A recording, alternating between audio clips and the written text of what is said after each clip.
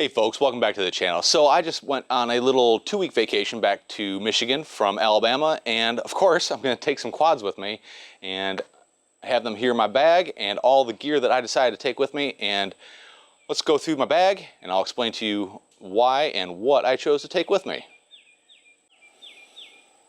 Alright folks, so first thing is the bag. Of course, the bag is a staple of everyone and their FPV adventures. This is the Low Pro, I think it's the BPX3. It's the one with the laptop sleeve inside of it.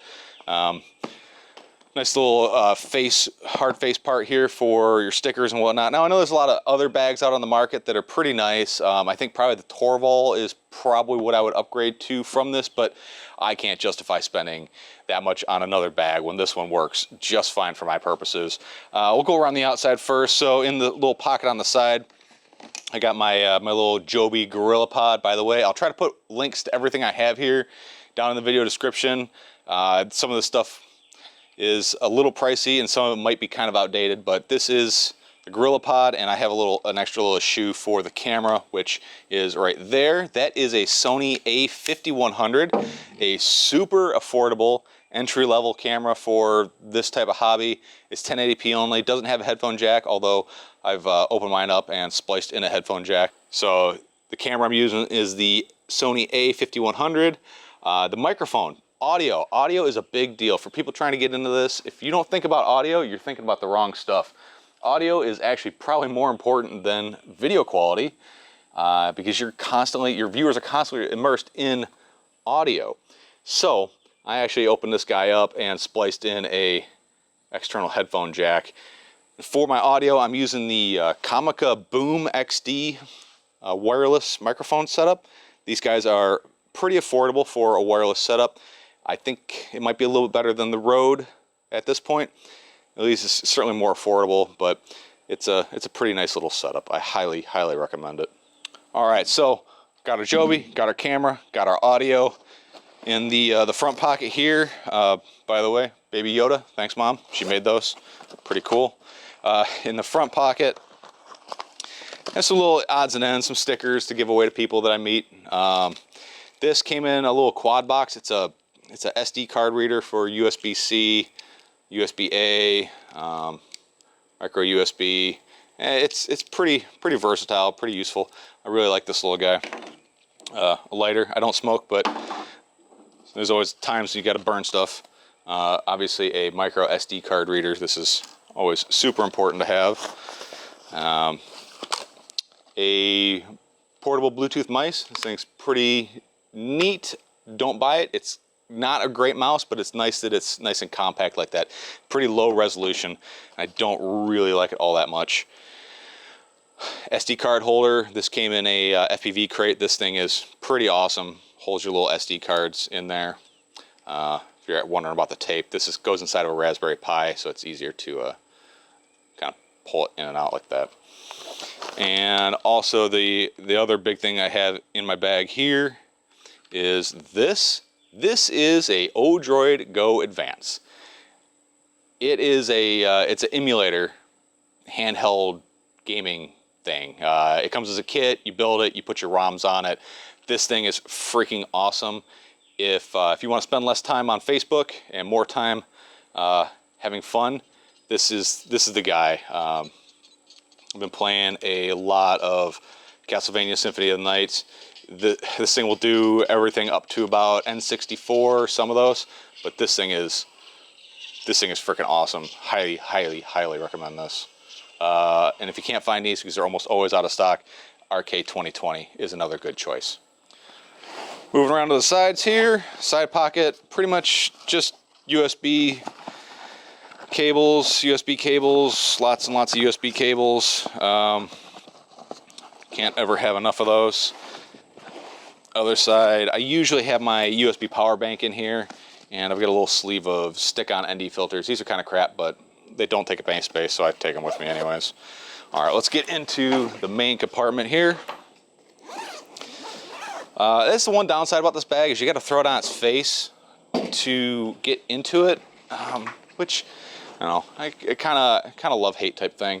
On the top here, I keep a frequency card and a couple extra Lipos straps typically inside of here.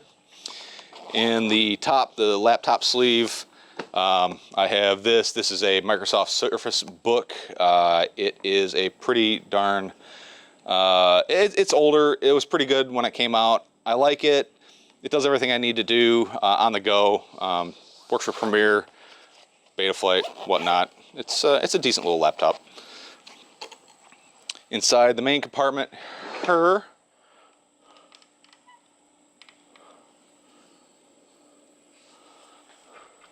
Inside the main compartment, I have a couple quads. This one is my Apex HD build. I built this before the Caddx Vista came out, so I am rocking a full-size air unit, which does make this fly pretty good because I don't have to run a GoPro on it. Not that you can't, and I do typically bring a GoPro with me, but having the onboard recording in 1080p is pretty nice. Rocking the Ethics Watermelon S3 props. Nothing really special about it. 6S, iFlight Zing 2207, 1700 kV motors. Pretty nice quad. Very, very rock solid quad. Of course, my 533 Tiny Trainer, because why not? In this pocket here, props. I've got the Dow Fold props. These things are garbage. Don't buy them. And then I have a bunch of other props I was testing out. Some of the Johnny props, some HQs, and of course my Ethics S3 props. Those are pretty much what I use for freestyle, are the S3s, but I'm always looking to try other props. Also in here, the power brick for my Surface Book. Some props for the Tiny Trainer. These are the HQ T3 1.5x3s. Little FPV watch for people to watch what I'm doing on the side. Pretty nice one. The Eachine probably does make the best one out there, but it gets rebranded by a bunch of different companies. So just because it says Eachine doesn't make it different than some of the other ones. But this one's pretty good. It actually has an onboard DVR, but I don't really use the DVR on it. DVR is not all that bad. And then my prop nut tool, typically I leave that in the webbing up here on the top, just so I can get to it easier, right there. But it typically falls out, especially after a long trip. In the bottom here, typically this is where you would put your lipos, but here is where I put a lot of my extras and tools. In here I have my trusty TS80. Yep, you heard that right, TS80. I prefer this over the TS100, but that's a TS100 little case. Extra foam for my Dji Goggles. We'll talk about that in a little bit here. Some precision flush cuts. You can tell the precision because it's ground flat on the back. Snap-on, obviously it's a little higher end. I just happen to have them laying around, but pretty good. Testers, little tweezers here. A X-Acto knife. This one will hurt you at least once in your lifetime because you're going to treat it like a pen, like this, and make it come out like this right into your hand. I've done it more than once because I'm an idiot. A couple little rando lipo straps. I probably use them more for securing stuff than actually securing my lipos on my quad. I have a bunch of these little rat strap looking things. These are kind of nice. They're like reusable zip ties. You stick one end inside of there and you just kind of pull it tight. I found these on Thingiverse. They have the description is terrible. It took me hours to find them, even after I found them once. I'll try to put a link to it. I'm sure I'll forget. Best lipo strap in the game, the Lumineer Indestructible ones. These are Kevlar lined. Lifetime warranty on these guys. If you break one, they will give you new ones. They'll give you 3 if you break one. So hang on to those. A little bit of 3M dual lock. Always a nice thing to have. This little guy here, the ISDT UC1, this converts your XT60 enabled lipos of just about any size to a USB port. This is great for powering said TS100, or sorry, TS80. Various tapes, regular electrical tape, some of the 3M VHB. More of those little zip tie thingies. A little bit of heat shrink. Some of this Tessa cloth tape. Another prop tool. I don't really know why I have 2, but I got 2 in there. just because. As far as drivers go, these are made by a company called Wera. These are probably the best Allen head hex drivers I have ever used. Don't buy that garbage that JB's hawking. Those things aren't hardened and they round out, they strip out screws. These have a heat treated hardened tip on them. These are way better, and they've also got kind of a almost like a flank drive where they don't drive on the corners, they drive on the flats. So these are very, very nice, and they're pretty affordable. Extra camera, this is going to be a run cam eraser. I don't know why I brought an extra camera with me, I just did. And I keep little motor boxes. Inside of here is just some extra wire, some balance leads, gummies, just extra parts that you might need. Inside of the old motor box, I've got some standoffs and some screws, spacers, standoff screws, spacers, things like that. And this guy here, this is made by a company called Radio Shack. If you've never heard of Radio Shack, then you're way younger than I am. I don't know if you'll be able to find something like this ever again, but this is probably one of the most useful multimeters I have ever owned. It's all in one little piece here. Super, super useful. If I can find something like this, I'll put a link in the video description. But just easy. Keep it in your bag, and it's always there with you. All right, back to the bag here. So in this pocket here, I keep an old FR Sky gimbal box, and they really use nice boxes. I keep a bunch of my 1S batteries and my Mobula 6. This is probably my favorite micro quad right now for doing acro. Not quite for racing, but for acro, this thing is awesome. Yeah, it's in a Meteor 65 frame because the original frame is like garbage. Super, super soft. So that's what's in this one. And in this box here, I haven't shown this on my channel yet, but this is the Beta 65X HD. Uses the PH 2.0's batteries. It's HD recording, 65 millimeter micro quad. This one has Crossfire installed from the factory. This thing, I have mixed thoughts about it. It works okay, not well, but okay. The recording on it is really nice, a lot of jello. That's something I got to work on. And originally I couldn't understand why this thing existed. I mean, it's kind of fun, but I have a video edit coming out where I was chasing my daughter around on a little mini bike, and this thing came in perfect for that use. But I think this thing's capable of being really good. It just needs a lot of work to get it there. It's definitely not great out of the box. And as you see, everything is covered in grass because I'm actually on the back side of my trip. I've already gone and came home. So in the bottom here, I keep some left hand and right hand long range antennas. These are the ones I use on my goggles, so you get the antenna up past your melon there. So here's how I have the bag kind of spaced out in the bottom. Just make 3 little compartments. And one of them I have my my GoPro mount for my Apex Hero 8, a patch antenna. This is one of the triple feed patches. Hey guys out there, if you have a triple feed patch and you don't have this dummy load on there, it is not working right. I don't know why they sell them without the dummy load, but you have got to put this dummy load on the unused port. So many people I see out there don't have this thing on there, and this thing effectively doesn't do a damn thing without it. So you gotta have that dummy load on there. 50 ohm dummy load, gotta have that on there. A couple spare antennas. I don't know why I take so many antennas. They're small and compact, so I just take a bunch. And then a glass ND filter that fits inside of this this GoPro mount. Kind of slides in right there, if you can see that, yeah, right there. Another right-hand lollipop style antenna. And there's my typical right-hand axis. I always use at least one long antenna, just for that extra range. Because your head's full water, and RF doesn't really like to go through things that are full of water.